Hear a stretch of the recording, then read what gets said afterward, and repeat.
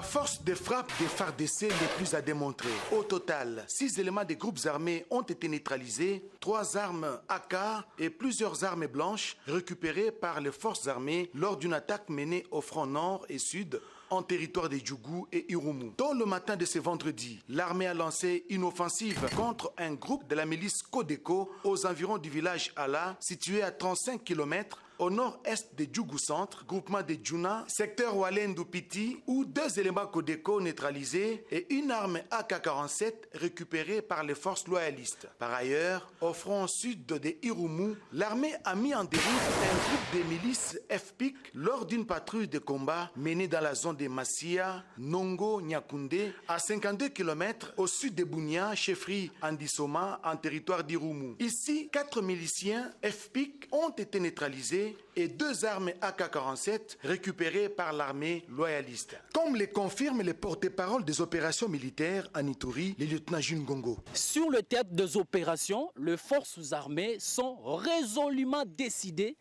pour traquer les ennemis et le poursuivre jusqu'à leur dernière cachette.